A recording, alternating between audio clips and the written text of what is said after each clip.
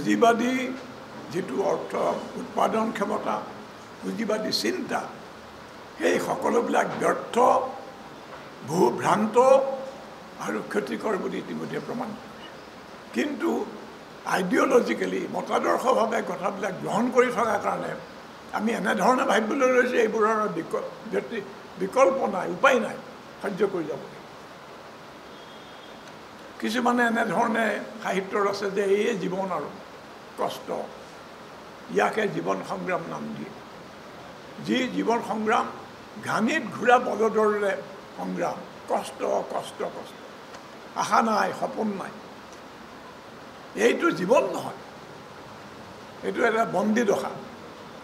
গতিকে ইয়াৰ পৰা যে মুক্তি আছে, ইয়াৰ পৰা যে মুক্তিৰ কাৰণে মানুহে সংগ্ৰাম কৰি আছে, এটা আশা লৈ পেলাই, এটা সপোন লৈ, যি সপোন আকৌ ভিত্তিহীন নহয়।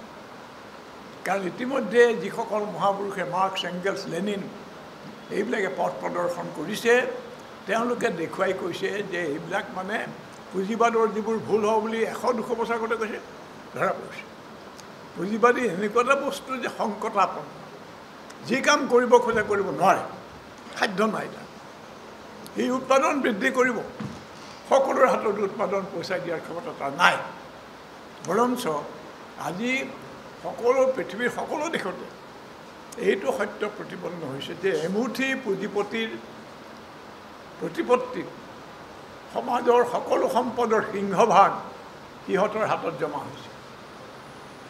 গতিকে ইয়াৰ বিকল্প লাগে, ইয়াৰ বিকল্প আছে, এই কথাত যিসকলে বিশ্বাস কৰে তেওঁলোকৰ নিচিনা মানুহে নতুন সাহিত্য পৰিষদ সৃষ্টি কৰিছে।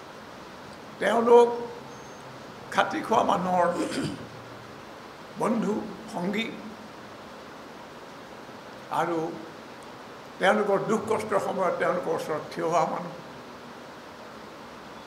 আপোনালোকে দেখিছে যে তেওঁলোকে পুৰস্কাৰ নাপায়, সাহিত্যিক হিচাপে তেওঁলোকৰ স্বীকৃতি নাই। তেওঁলোকে মানে চৰকাৰী ৰাজহুৱা সন্মান নাপায়। সাহিত্যৰ বুৰঞ্জীটো বহু সময়ত তেওঁলোকৰ নাম অতি সংকোচেৰেহে দিয়া হয়। গতিকে এইসকল লোক ব্ৰাত্য, তেওঁলোকক বাহিৰত ৰাখিবলৈ চেষ্টা কৰা হয়। এইবোৰ যিবোৰ মানে নৈৰাশ্য, নিৰুৎসাহজনক পৰিস্থিতি, তাত একেবাৰে দমি নগৈ, তাত একেবাৰে হতাশ নহৈ যিসকলে কলম চলাই আছে, তেওঁলোকৰ নিচিনা মানুহে নতুন সাহিত্য পৰিষদৰ সদস্য, বন্ধু, অনুৰাগী। গতিকে এইসকলৰ যিটো কৰ্তব্য, সেইটো অত্যন্ত গুৰুত্বপূৰ্ণ আৰু নানা ধৰণৰ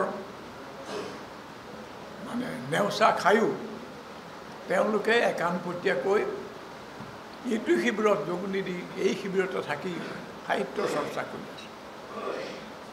তেওঁলোকৰ ভিতৰত প্ৰতিভাৱান মানুহ আছে, ইচ্ছা কৰিলে তেওঁলোকে সিটো পক্ষত যোগ দি সেই ধৰণে লিখি মেলি, সেইবিলাক বিষয়ে লিখি মেলি তেওঁলোকে পুৰস্কাৰ পাব পাৰে, স্বীকৃতি লাভ। এনেকুৱা ঘটনা ঘটিছে যে সেইবোৰৰ লোভত এই শিবিৰৰ মানুহ সিফালে যোগ দি সেই সন্মান, সেই পুৰস্কাৰ বুটলি আছে। কিন্তু এইসকল ৰৈ গৈছে আৰু এওঁলোকৰ হাততেই সাহিত্যৰ ভৱিষ্যত, সমাজ সৃষ্টিৰ ভৱিষ্যতৰ কিছু অংশ নিশ্চয় আছে। গতিকে নতুন সাহিত্য পৰিষদৰ গুৰুত্ব অপৰিসীম। এতিয়া কথা হৈছে যে নতুন সাহিত্য পৰিষদৰ যিসকল সদস্য, তেওঁলোকে ইয়াৰ গুৰুত্ব কিমান দূৰ অনুভৱ কৰিছে।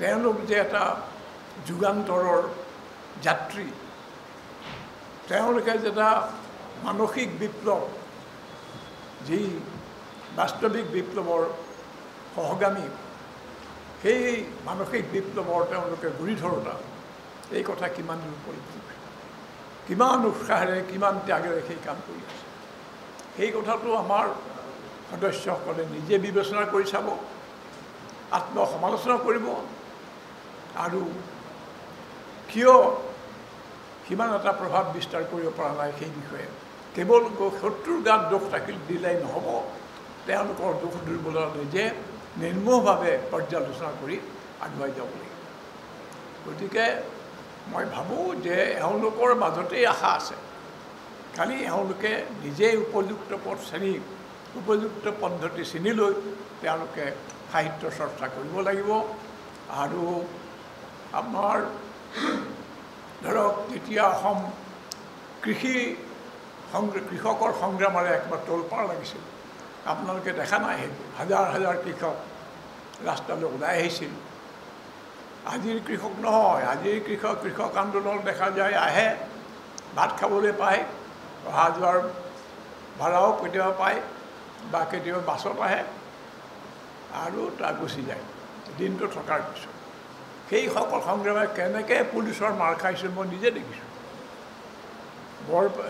বেলতলাৰ পৰা এদল মহিলা আহি আছে পুলিচৰ ইমানেই অত্যাচাৰ কৃষকৰ ওপৰত যে মতা মানুহ আহিবলৈ অসুবিধা হৈছে গতিকে প্ৰতিবাদকামী এদল মহিলা পঠাইছে বেছিভাগেই বড়ো আৰু অন্যান্য জনজাতি তেওঁলোকৰ কিছুমানে কলাত কেঁচুৱা লৈ আহি আছে শ্লোগান মই তেতিয়া সৰু ল'ৰা মোৰ চকুৰ আগতে পুলি জঁপিয়াই পৰি এনেধৰণে মাৰপিট কৰিলে তেজেৰে মানে চকু মুখ ৰঙা কৰিলে ৰাস্তাত বগৰাই দিয়ে মই সৰু ল'ৰা ভয় খাই গ'লোঁ কি হৈছে বুলি মোৰ লগত যোৱা ডাঙৰ মানুহজনে পাপা বল ইয়াৰ পৰা যাওঁ এই ধৰণৰ অৱস্থা হৈছে মোৰ কিন্তু মনত সেই যিজন মোৰ বয়স্ক বন্ধু মানে ধৰ আমাৰ মোবাইলৰ খুৰাদৰ ধৰণৰ বয়স আৰু তেওঁ কিন্তু ভিতৰি খুব সুখী